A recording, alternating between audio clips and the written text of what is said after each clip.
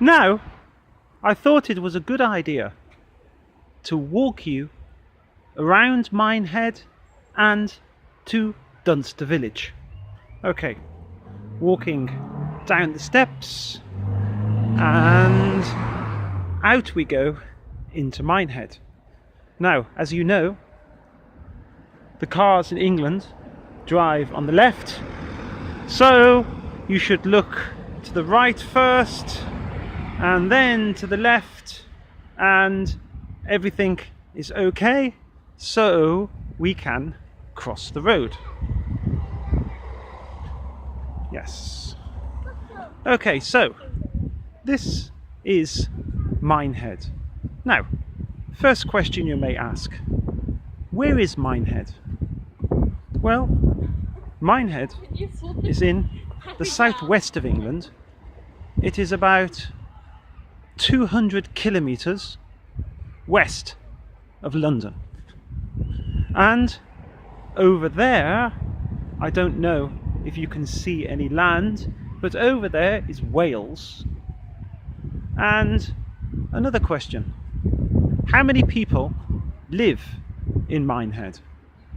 Well, the population of Minehead is 10,000 people, about.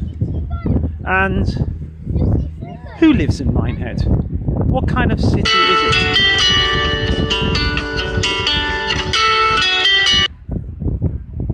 Well, in Minehead there are, at this time of year, lots of holiday makers, and usually old people live here.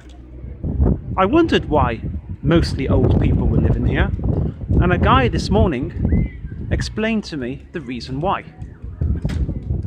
You see, because Minehead is such a beautiful city, lots of people want to live here. And because lots of people want to live here, the house prices are ridiculously high.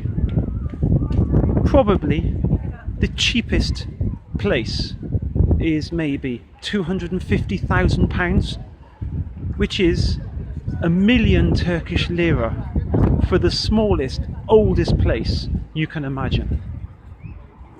Now, there's not many jobs in Minehead. Most people who live here, who are not retired, they would be working in hotels or bars, and they would be working for the minimum wage. So, I mean, it is impossible to buy your own place if you work for minimum wage. So usually people work in a city like London or Liverpool or one of the other cities. They earn good money, buy a house there, and then when they're going to retire, they decide to sell their house and move to somewhere quiet and pleasant like Minehead. So with these people coming in, ready to pay a high price for the houses, usually it's only the older people who can afford to live here. Well, again, it's another nice day. And my father said to me this morning that he hasn't known very many times where there have been 2, 3 or 4 nice days in a row. And the beach, as you can see, is quite popular today, even though it's a Tuesday. Now, in the distance, does that look familiar? It's like the London Eye. Now, the council every year organises planes to come and to do a demonstration. But because they had an accident and one of the planes crashed, I think the pilot died, the insurance became really expensive. And it became too expensive to bring in the planes to do the demonstration. Because actually it's not just the council who pays for it, it's also the local industry, the local companies. So anyway, that became too expensive. So the council did a bit of a surprise. And they said, well, this year we can't afford to pay for, in England they're called the red arrows. I can't remember what they're called in Turkey, but they gave, I mean the Turkish ones gave a fantastic display in Samson just maybe a month ago. Well, in England they're called the red arrows, and they do quite a good display here. And the council said, we have a surprise for you, and they have hired this, I guess, Minehead eye. So this company who does the eye, they go to different cities around the country, set it up, and you can, you know, see the city or the town or wherever it is from high up. Now my dad's promised me to take me on that tomorrow. I'm quite excited about that.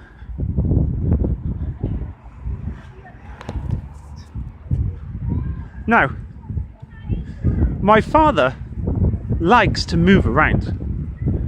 I visited him in Minehead last year, and my father wasn't living in this old hotel. He was living in a different place. If I just walk past this eye, I can show you where my dad used to live. In fact, he was thinking for a long time whether or not he should move or he shouldn't move, because his place last year also was pretty nice. And he was living in the flat there, which was really nice. I mean, that flat is new, modern, and everything is finished. So my father was quite bored there because he had nothing to do.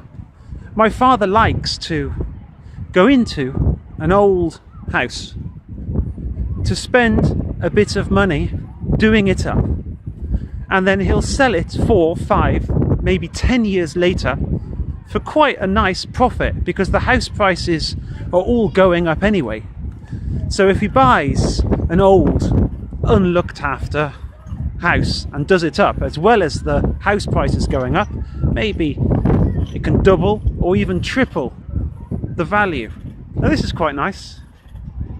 I think this will be nice for my daughter Shamal, but I don't think that my daughter would be very happy here actually, because all my daughter wants to do all the time is to play with her friends, and there's not many kids around. Most of the people, as I said before, are quite old. So I like it, probably my wife would like it, but I don't think my daughter would like it much here. Now this building on the right, this is Butlins, which is the English concept holiday village. In England there are two companies who do that kind of thing, the Butlins and the Pontins.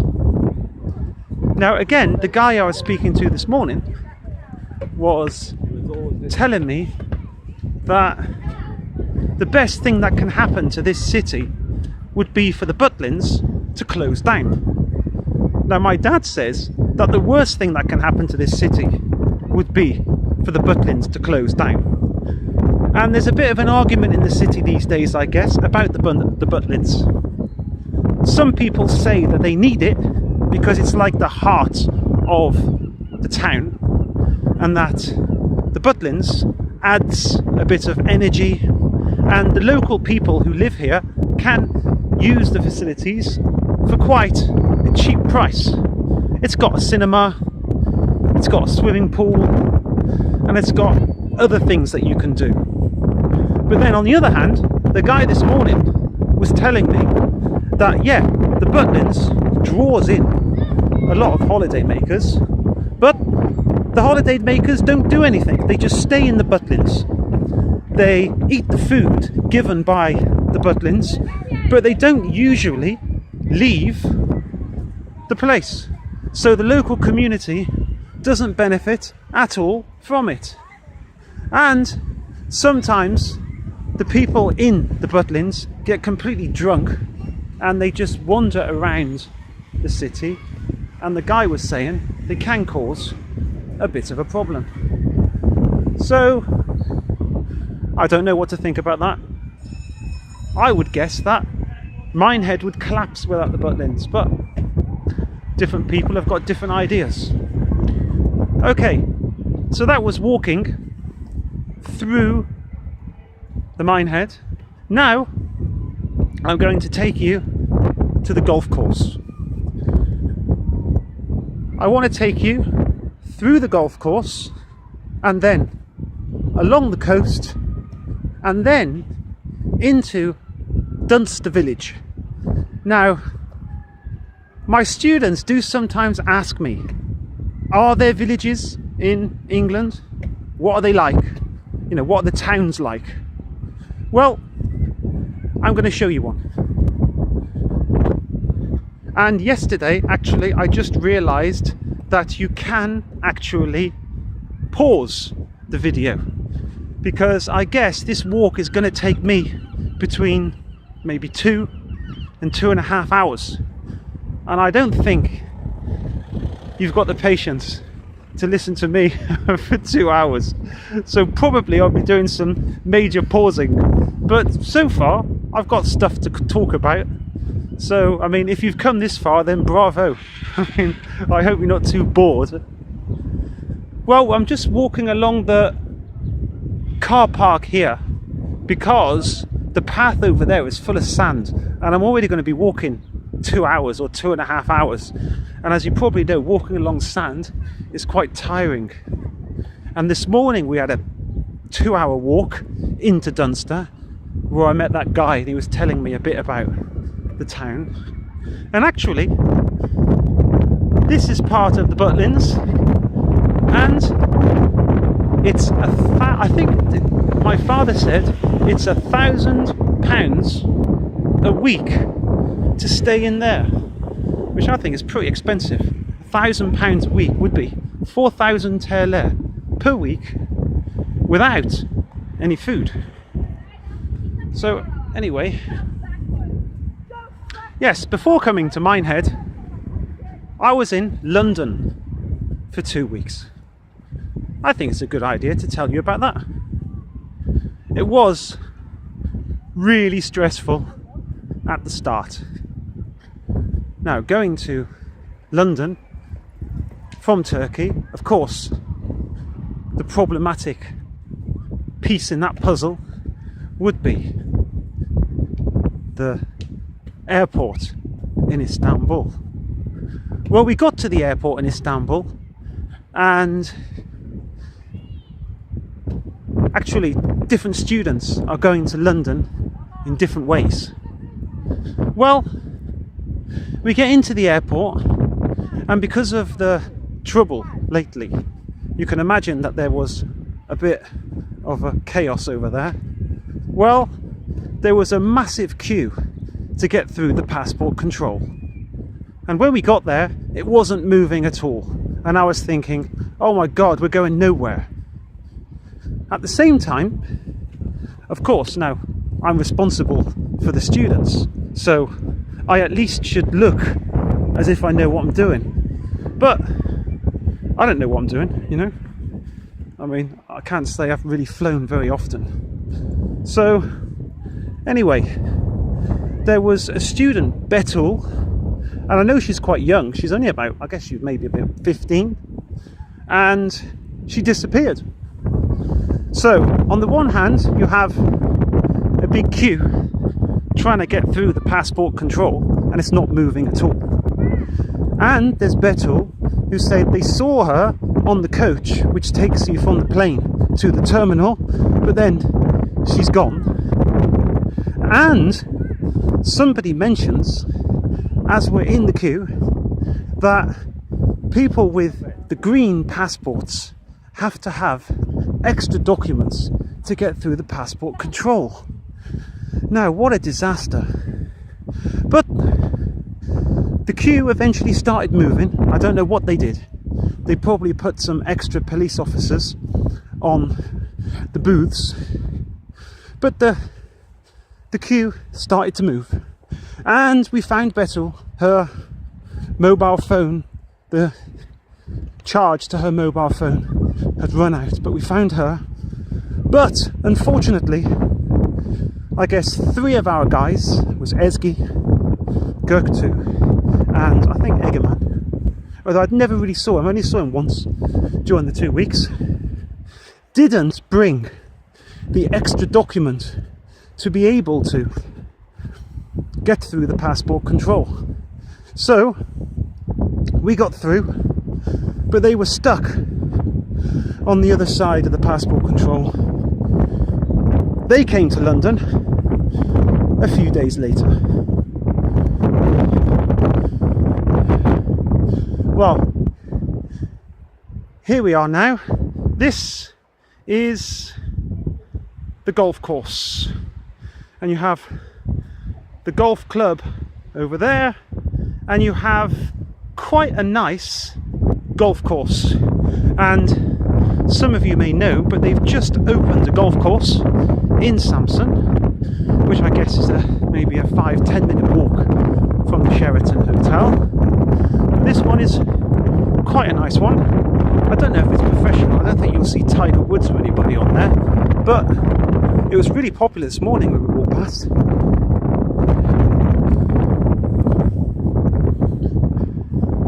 Actually, golf is a very important game in England, and my uncle, actually both uncles, were, I don't know if they still are, maybe 20 years ago, 30 years ago, one of my uncles was the 4th guy in Cadbury's chocolate, and that was 30 years ago.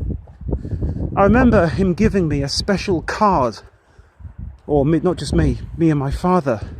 We went to the Birmingham Auto Show, and he gave us this special card so you could actually sit in the cars. It was great.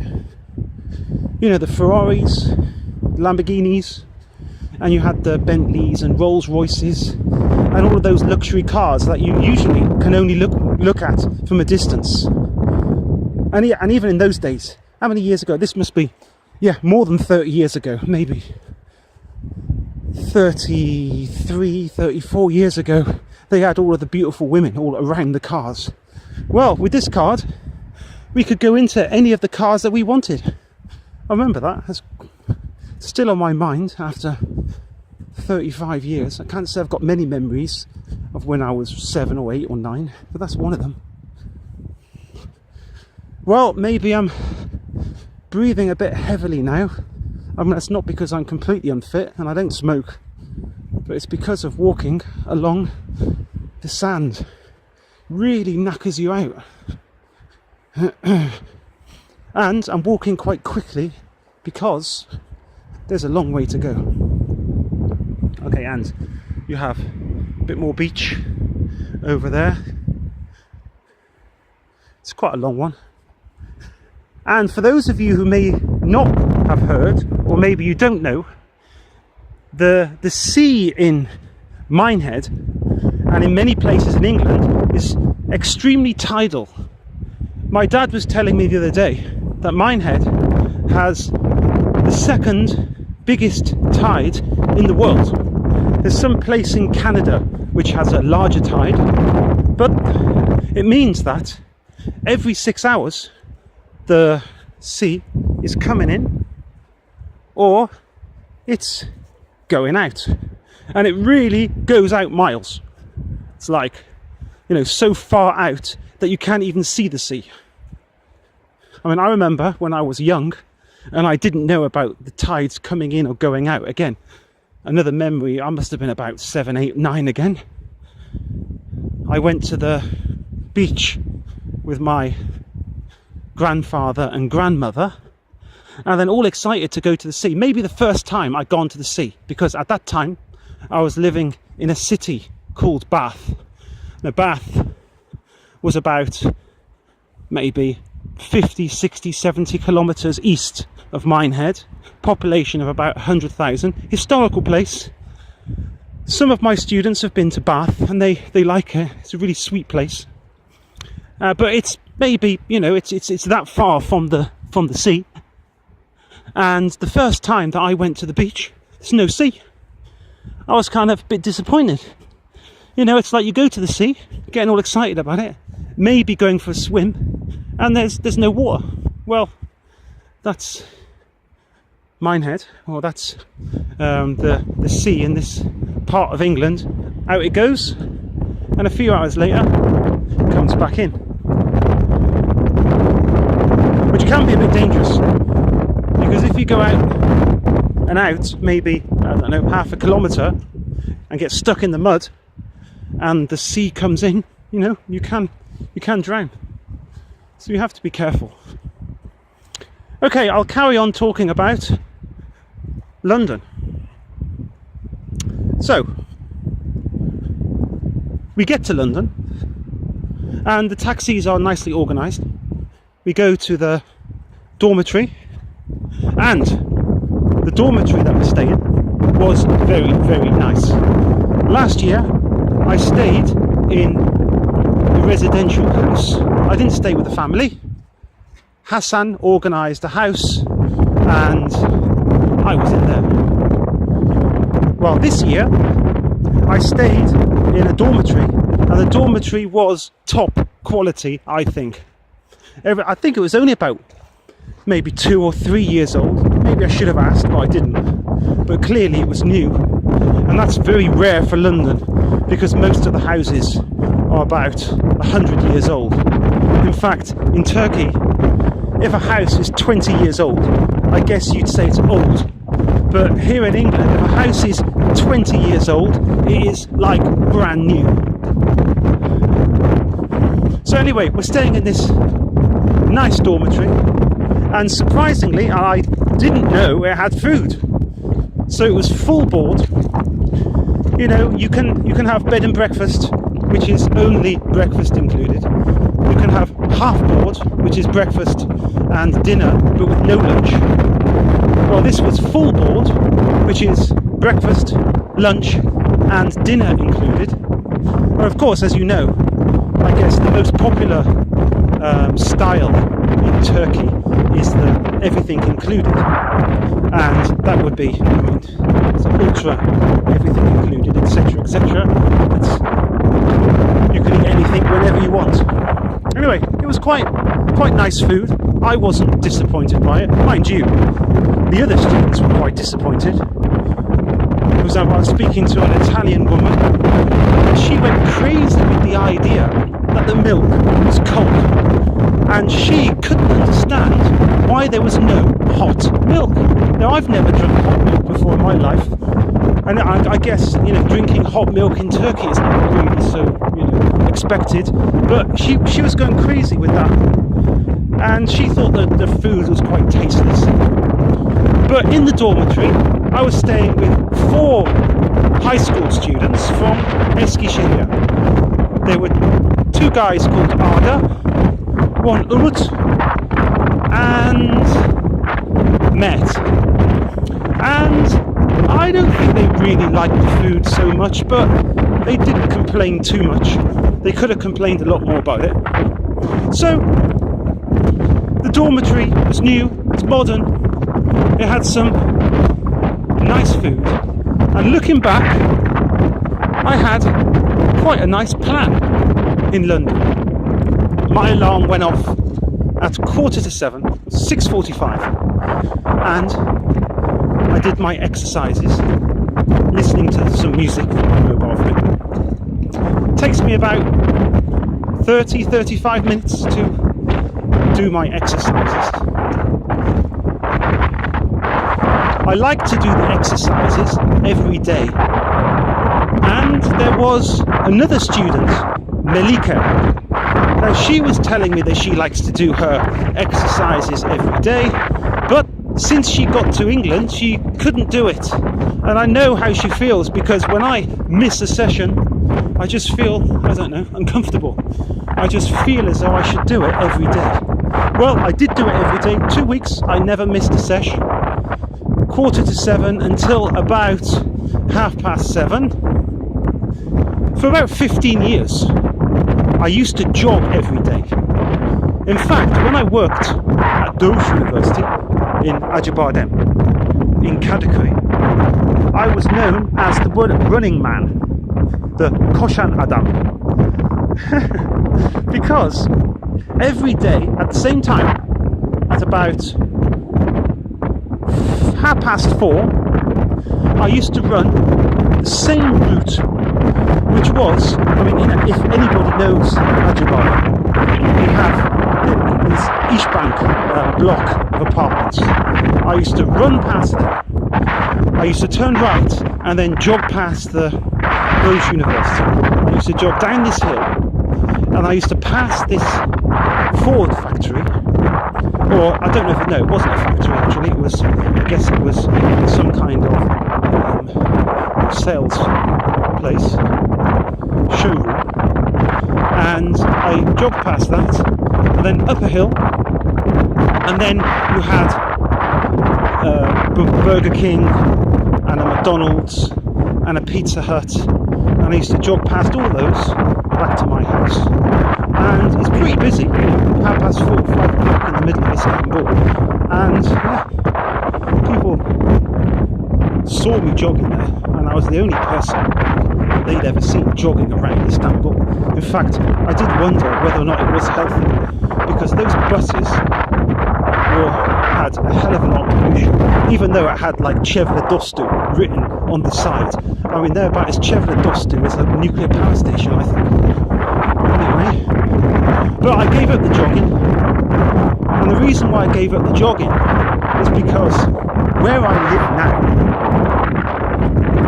I live in İncesu. İncesu is quite close to the coast, and really the only place to go jogging is on the beach. Now you may think, oh, really nice, yeah, jogging on the beach. Yeah, it was quite nice. But then dogs were chasing me. And okay, I can handle the dogs. 3 or 4 dogs chasing after me. I managed to kind of, run away from them. But then the fishermen put their nets in the sea. So I was, being chased by these dogs and sometimes falling over these fishermen nets, because you can't see the fishermen's nets when it's night time. So one time I fell over and these 3 dogs were just like on me, and I thought, okay, that's the end of jogging. I'm going to have to do something else. So now I'm just in my room doing my exercises. So anyway, that was the 6:45 plan until about 7:30, and then I had a shower, and then I knocked on the doors of the other 4 students from Eskişehir, because we were on the same corridor, and we had breakfast together, and that took about 20 minutes, and after breakfast the students went off for their lessons, and the lessons started at the language school about 9 o'clock. Again, another big advantage of the dormitory was that it was really close to the language school. Well, maybe from their point of view it wasn't really close, because you still have to walk maybe 20-25 minutes. But the other students were spread around with families, and they had to travel maybe an hour, maybe a bit more. I think travelling for an hour to get to the language school is pretty normal. Sometimes maybe an hour and a half if you're really far away. But staying with a family, in my opinion, is the better way. In fact, I wish that I had stayed with a family, if the family's a good one, which is luck. If you're with a good family, they're really interested in you, they could even take you around London in their car, cook you special foods, get to know you, because these people aren't just doing it for them. You may think, oh, they're just doing it for the money, but they're not actually. Some of them like to meet different people from all over the world.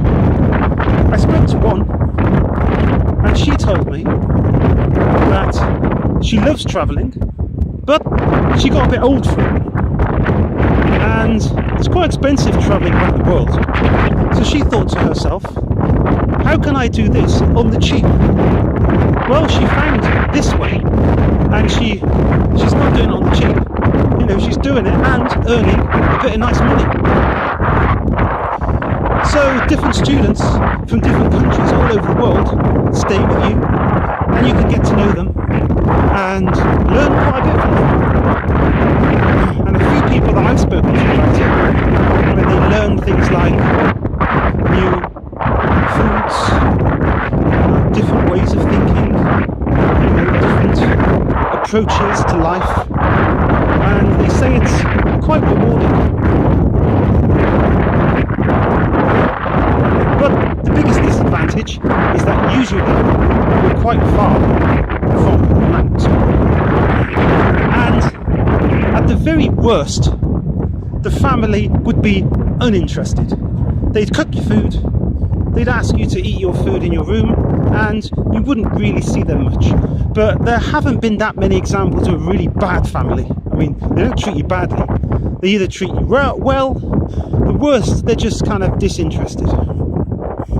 Okay, so the students went off to their lessons, and I was kind of free until 12:30 when the lessons finished. I went to the language school because, you know, it's a bit sociable over there. There's people hanging around, other group leaders. And at 12:30, I used to gather the students.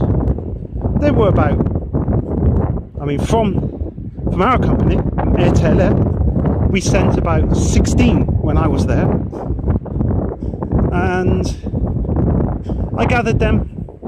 Usually they're hungry because some of them may not have eaten breakfast, or, I mean, as you can imagine, Turkish people are not really so, you know, excited by cornflakes for breakfast, which is about the best that an English family can give them, or toast. Pretty boring.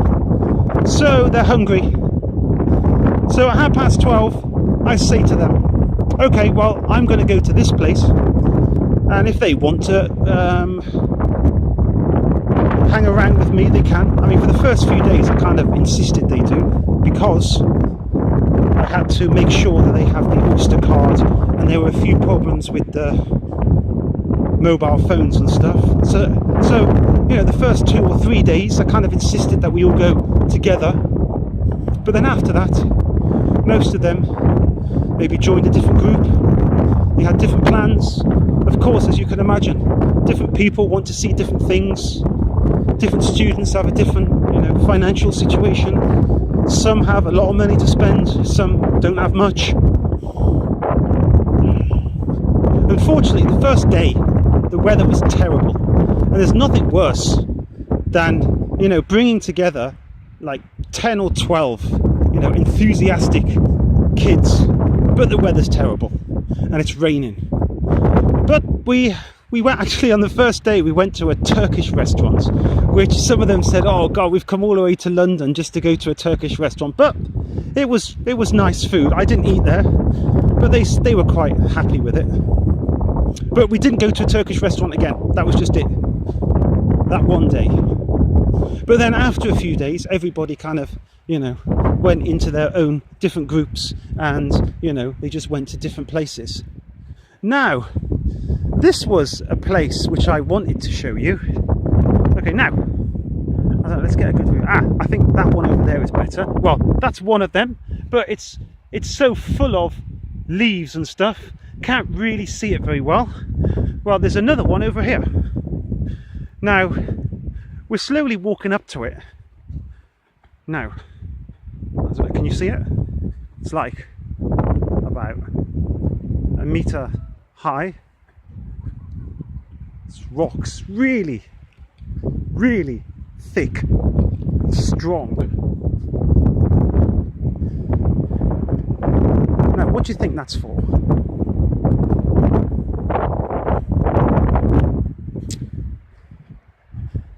Now, as an English person, this is like a blast from the past, we say.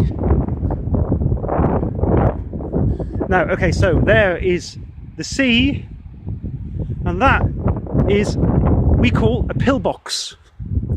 So if you can imagine, in I guess, 1939, 1940 and 1941, there were thousands of these built all along the coastline. Because at that time,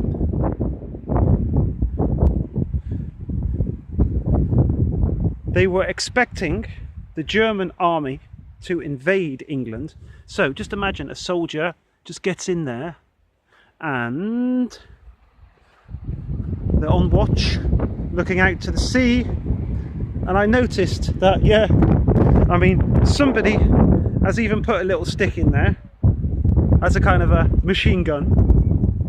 Yeah, so there were thousands of those built all on the coast, and it's not going anywhere. I mean, it's probably going to be there for another at least 500 years, because, I mean, I guess it's kind of bomb-proof. Anyway, but thank God the Germans didn't come. They could have. They almost. I mean, some people say that maybe they should have, but they didn't. Okay. Well, now, these are chalets by the coast. There's about, I don't know exactly how many, but I would guess it's about 100 of them along here. Now, there you go. It's nothing really so special. Kind of pretty small. Now,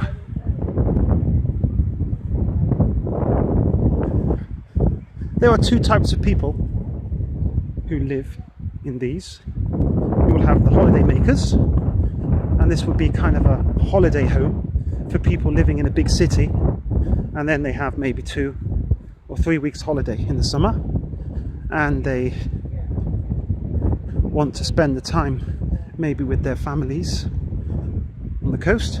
But actually, most of them are not holiday homes, because English people haven't really got that habit. I guess it's quite popular in Turkey to have a holiday home. I've stayed in some Turkish families have taken me to their holiday homes. What a life they've got. I remember spending about 3 or 4 nights in a small place called Taşucu by Mersin, and I was shocked by the lifestyle that they had there. It was just so perfect. Waking up in the morning with like massive breakfast, and then you go out to the sea and swim around, and then come back for another huge lunch, and then going out again playing, and then coming back for another massive dinner, eating, playing, sleeping, reading. It was one hell of a life. I really liked it. 3 or 4 nights. Anyway, most people who live here are not holiday makers. They live there. Now you may say, how could you live in a small little place like that? Well, they do. I haven't spoken to anybody. I've only been in a few days. I can't really knock on the door and ask them questions. But my dad has spoken to a few, and he says they're quite happy there. But how much do you think one of them costs? Now today, it's beautiful to live there. The sun's out. I mean, the weather is absolutely perfect. And I have been very lucky in England this year, because the second day I was in London, which was on the Monday, it rained. And I thought, oh my God, these 2 weeks are going to be a disaster, because when it's raining, you don't really want to, go sightseeing around London. But it just rained the one day, and the other days may not have been so sunny, but it wasn't raining. So then almost 2 weeks wasn't so great weather, but it was kind of cloudy, wasn't so cold. But since I've got here in Minehead, it has been like boiling hot. And in 20 years in Turkey, I can't remember getting sunburnt. Now, I've spent 20 years in Turkey, and I can't remember getting sunburnt like at all. And now I'm sunburnt in England. I can't believe it. doing lots of walking. But you see that there's one thing about England which makes it easy to get sunburned, is because even though there's blue skies and it's sunny and the sun's quite hot, there's always this cold wind. So I mean, you don't actually get hot, get a bit sweaty, but it's just cold wind, and the wind's quite strong. So you've always got a cold, strong wind on you. You just don't feel it at all. And then I've got sunburn. And for those of you who do know me, in fact, I tried, I mean, I don't know, maybe it's just because I'm not very good with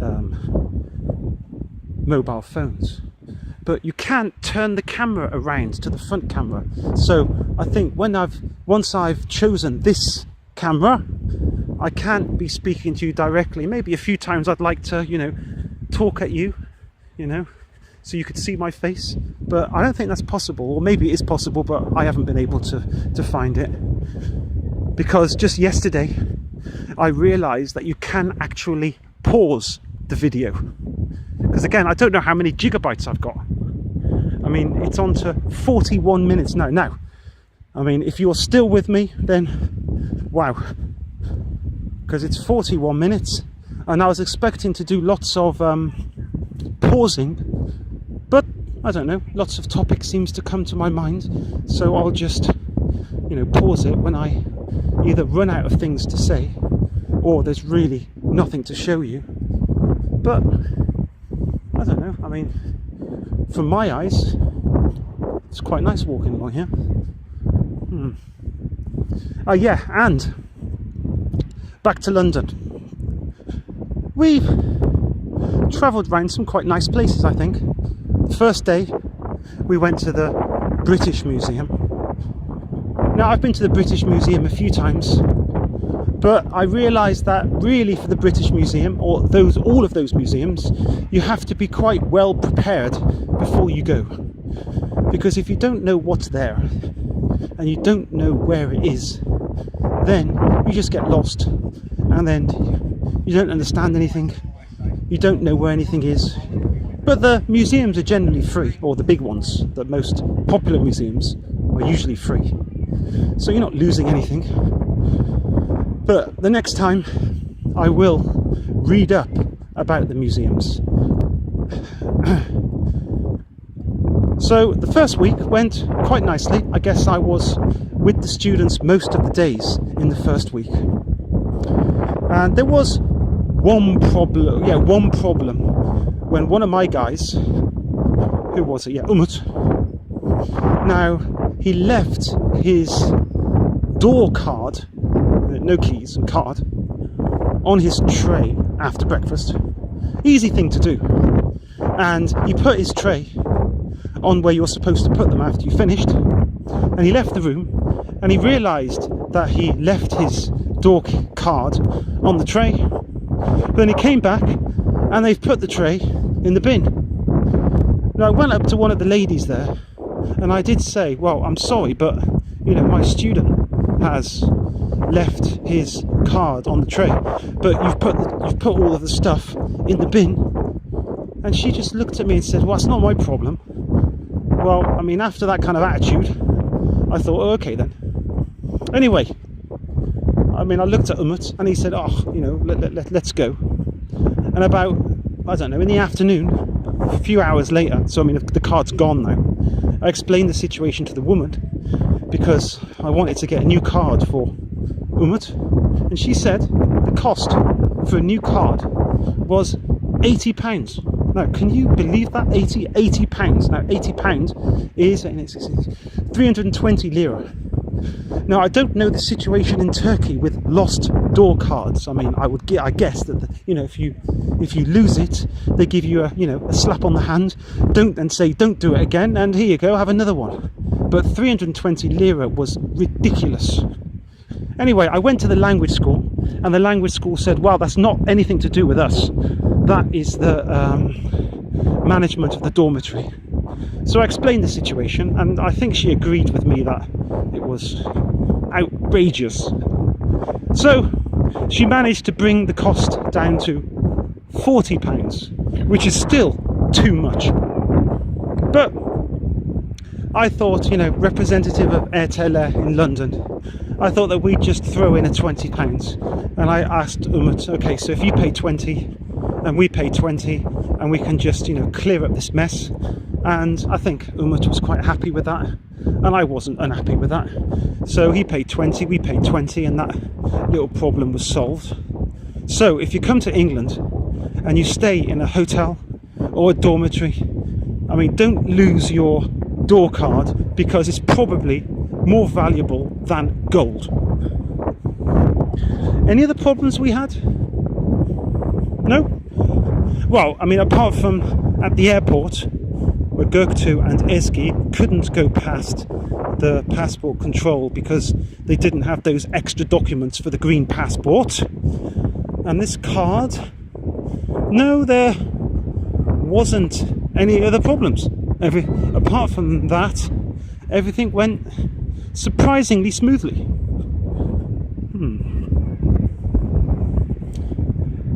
Now, you see, in London, the students were divided into those who went to London for kind of more of a holiday than learning English. You know, the learning English was kind of a bonus, but they mostly just wanted to have a holiday, to see a new city. And London, I mean, I've been to New York, I haven't been to many cities in the world, but I cannot imagine a more metropolitan city than London. And where we stayed in Greenwich, beautiful place. Now, one or two of my students stayed in Lewisham, and they said to me it was, you know, Allah'ın unuttuğu yer, which I guess is not such a compliment about Lewisham. I mean, I got the message that it was pretty awful, but Greenwich, where we were, was really beautiful, and it was full of tourists from all over the world. So that was quite nice. But here in Minehead, now the complete contrast. Minehead is like 100%, or let's say 99.9% traditional English. So going from London, all colours, all accents, all languages, to Minehead, which is traditional English, is actually quite nice to see the difference. So yeah, what was I talking about? I'm getting old, you know. I mean, I'm starting to talk about something, but then, you know, before I finished, I forgot what I'm talking about. But yeah, I'm building up to something here. Yeah, what I'm going to say is that you had some students who were more interested in having a good time, seeing London as a holiday with English as a bonus, and other students were there seriously to learn English, maybe in 2 months or 3 months, because they're engineers, they need English to get a good job, or for other reasons, but they need to learn fluent English. Now, I guess by the end of the 2 weeks, I found the perfect plan for them. And if you're thinking of going to London for 2 weeks or more, 1 month, 2 months, bear this in mind, because I think that this plan should be kind of the foundation for any kind of plan that you have to learn good English, I guess, in any country where English is spoken as a native language. First of all, it is a good plan to go to a language school. Not too many lessons. I think 9 o'clock until 12:30 was quite nice. It's not too much, but then, you know, 3.5 hours of English lesson is quite a lot. And then, of course, after that, you need to go for some lunch, eat something. But then after that, the best thing to do to improve your English is to go on a guided walk. Now in London, there are lots of free guided walks. Now unfortunately, on the first Saturday, I took my students, there were about 8 of us who went to a guided walk. And you see, they give you the theme of the walk, and the theme of our walk was Harry Potter. And it was meeting outside the Westminster Underground station at 2:30, exit 4. And it says the guy is there with a green umbrella.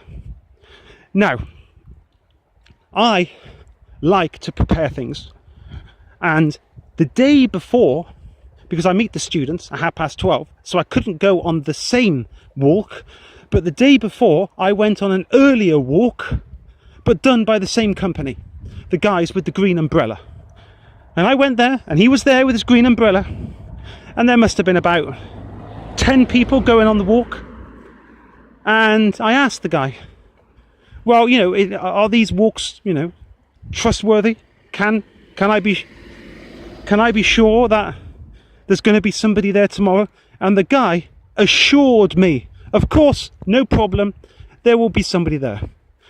So on the Saturday, I gather about 10 people, and we go there. We get there about 2:20, and of course we're early, so we wait. Okay, let this car go past. Thank you. Okay, yeah. And the guy doesn't come. And we waited, I guess, until about 2:50. So at this time I'm feeling stupid, because I've gathered everybody there and the guy hasn't turned up. I guess it's not my fault, but I feel responsible because I've took everybody there. So I look at the internet again, and I see that there's another walk, and I look at the station, and the station is just 2 or 3 away from the Westminster station. It's Green Park, and the walk is at 3:00. So I say, okay guys, let's go to that one. So they all follow me. Yeah, good idea. Okay, let's go. So they follow me, and we get to the Green Park, and this time we're not looking for a green umbrella, we're looking for a person in an orange t-shirt. Well, we step out of the train, we step out of the underground station, and I see somebody in an orange t-shirt, and I think, yes, okay, we have a guided tour. And this was a royal tour, because the Green Park is close to the Buckingham Palace. So I thought, yes, okay, we haven't wasted our time coming here. Anyway, I walk over to the lady wearing the orange t-shirt, and she says, oh, I'm sorry, I'm here to tell you that the person who usually does this walk is ill and he won't be here. I'm sorry for that. And now I feel really stupid. So anyway, we sit in the Green Park, which was very nice. It was actually, yeah, that was a sunny day. But you see, London is quite well known for its parks. And it's not just the park itself with the nice green grass, because it rains so much in England. The grass is usually pretty nice and green. It's not just the park itself. It's also, the people are quite relaxed there. There's women there in bikinis and stuff, but there's nobody causing any problems. So there's just kind of a nice atmosphere there in the sun. So I guess on that day, on the Saturday, we sat in the park just for a few minutes, and we decided to go down to the Buckingham Palace, and the day finished like that. But the lessons in the morning and a guided tour in the afternoon with a family in the evening who are quite interested in you. Now that, I think, is optimal learning English experience. And when you go on these guided walks, you're not going to go with a person who knows the same language as you. So if you're a Turkish person, you shouldn't go on the walk, or you shouldn't hang around with another Turkish person. I mean, however much the school tries to persuade the students, oh my God, however much the school tries to persuade the students not to speak their native language with their friends from where they've come from, as you can imagine, when you get into a group If Turkish people are in a group with other Turkish people, then of course they're going to speak Turkish. And the same's true with Italian and Chinese. You know, everybody does it. I mean, if I was in Spain learning Spanish, but with a group of English people, I'm pretty sure that I wouldn't be speaking Spanish with, you know, English people. Okay, now, what is the time? Now, yesterday I was here. Okay, I think it's worth staying here for about 5 minutes, because yesterday there was well, I mean, maybe you can guess what's going to happen, but it was quite nice yesterday. Yeah, I think I'll stay here for a few minutes. And yesterday, my father, see this house here? Actually, my father pointed out this house to me last year. I mean, for example, that house. Now, it looks pretty new, doesn't it? Must be about 15 years old. Well, maybe 20. My father said to me that he was going to buy that house when he came here with his old girlfriend in 2000. They just loved it so much that they were going to buy it. For example, this house, well, I'm not an estate agent, but must be at least £500,000, which would be 2 million lira.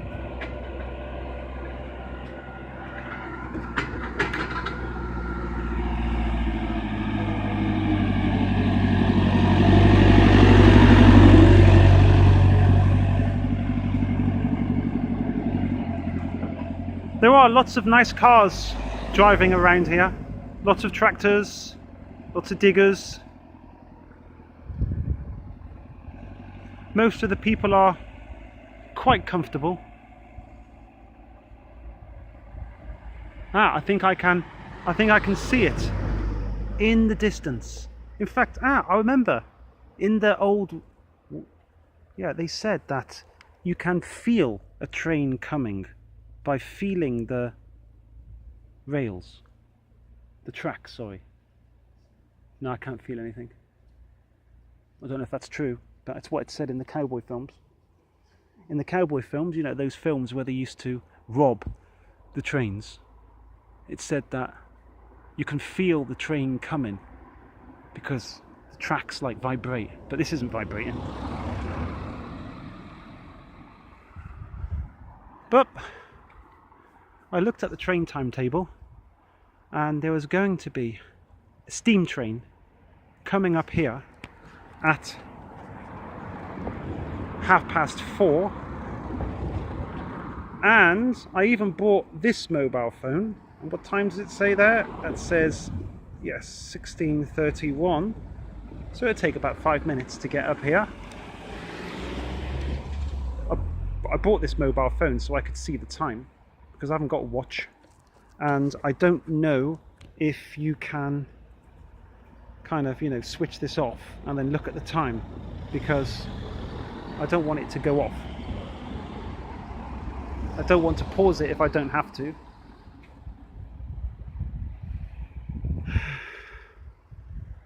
Actually, it's very, very nice here. And yes, it's just come to my mind now, another big problem with London.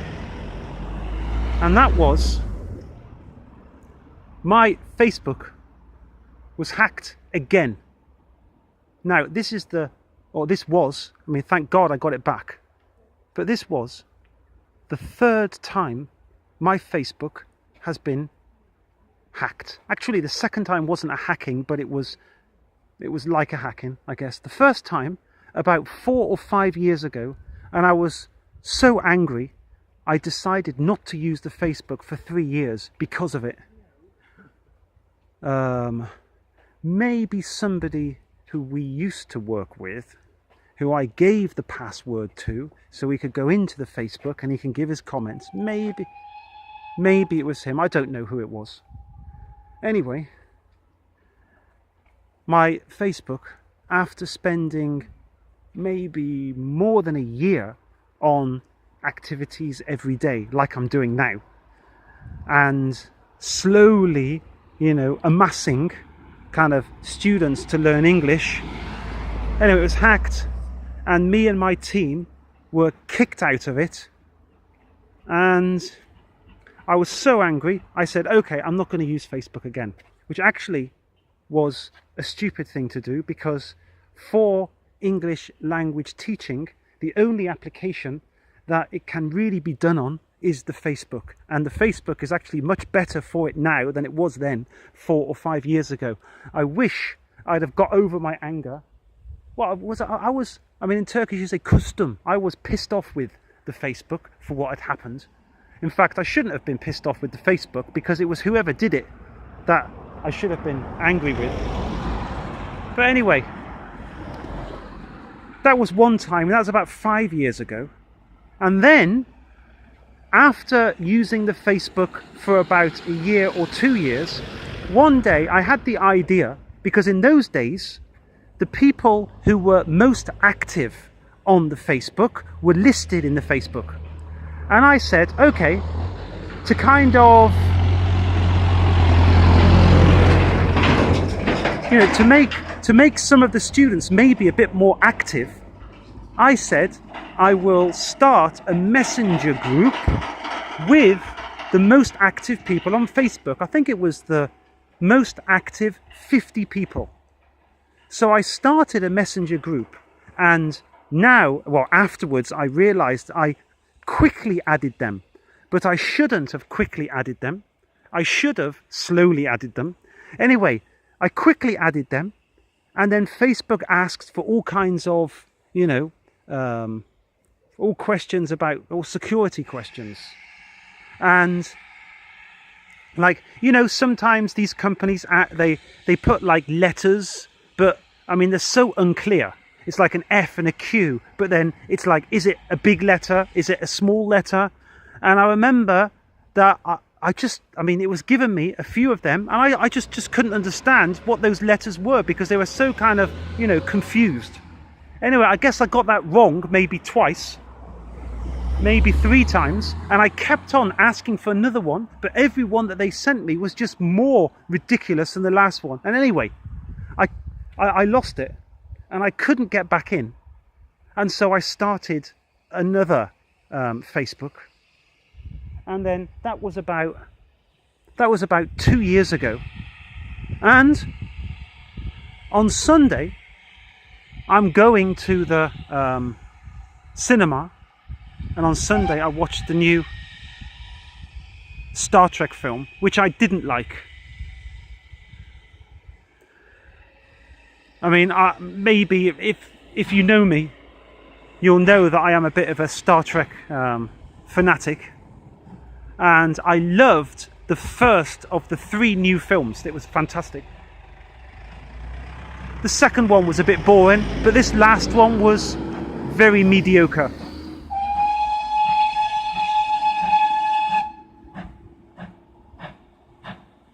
Now, this is not British Rail.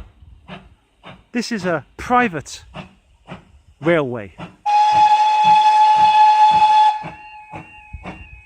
I mean, can you believe they've still got steam trains? It's like, what? Anyway, here it goes. Oh, am I a bit too close or something? I mean, yeah, it's, I wanted to get an action-packed, video of the steam train for you, but I didn't really want to get run over.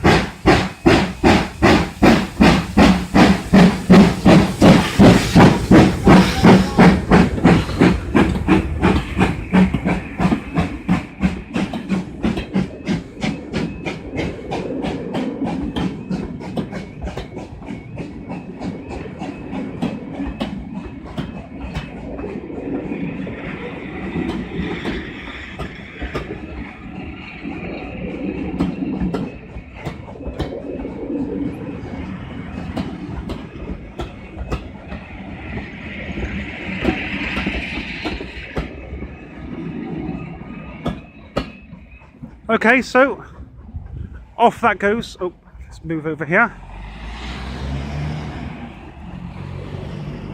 Yeah, my dad went on that train about, I don't know, 2 months ago.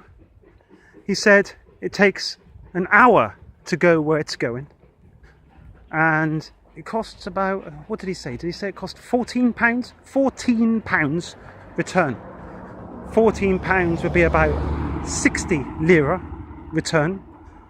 And my dad said he went out there on the train and he had a nice meal on it coming back.